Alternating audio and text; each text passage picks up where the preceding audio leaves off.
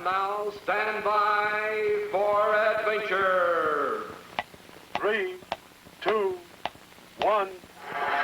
In the exciting story of Ball of Fire.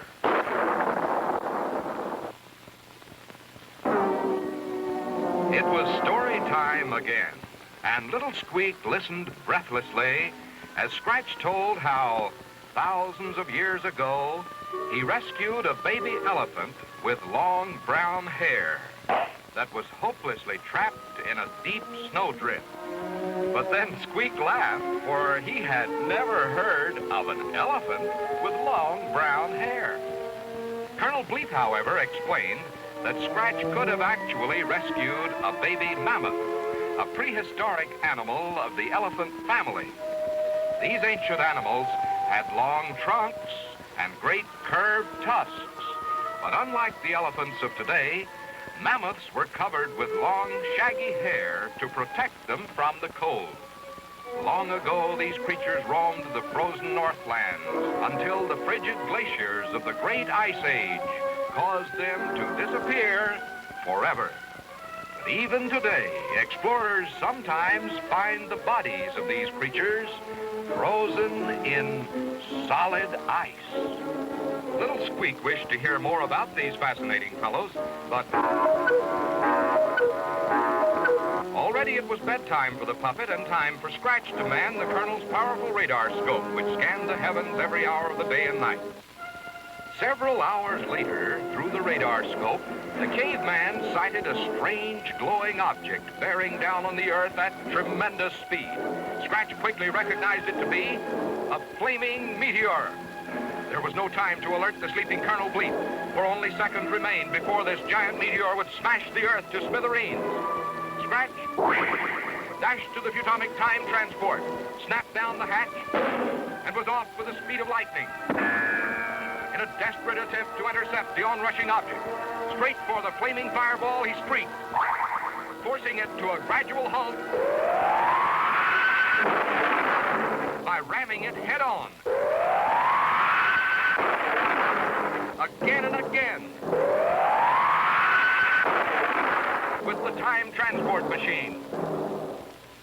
The noise of the battle awakened Bleep, who rushed to the radar scope, in time to see Scratch stop the flaming meteor only a mile above the frozen mountains of northern Asia. For a moment, the fireball hung suspended in midair, its scorching heat melting the ice and snow on the ground below. With a mighty effort,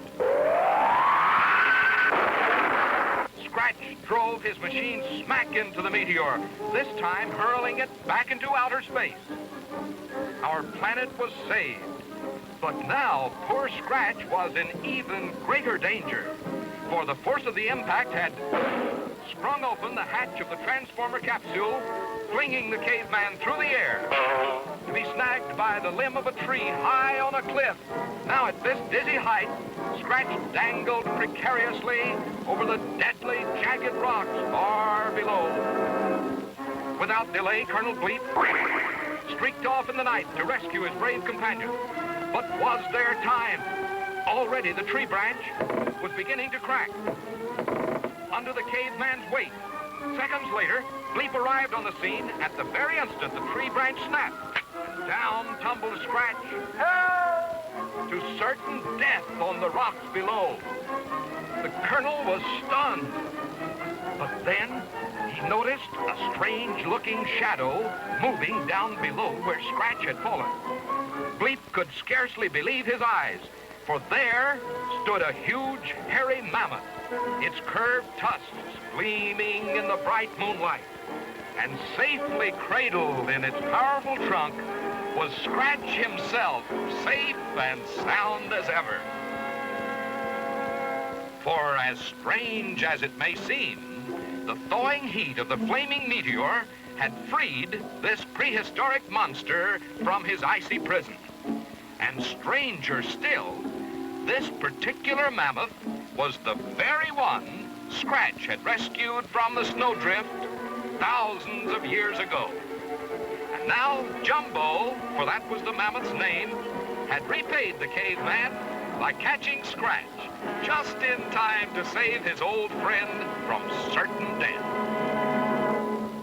Yes, Scratch was saved. But what about Jumbo? It would certainly be lonely for the only living mammoth in the world. And so Bleep decided they must use the time transport machine to send Jumbo back into the past, to let him live again with his friends and family.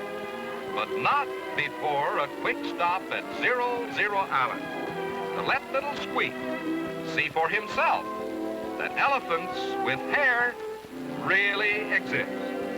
Or at least they did thousands of years ago.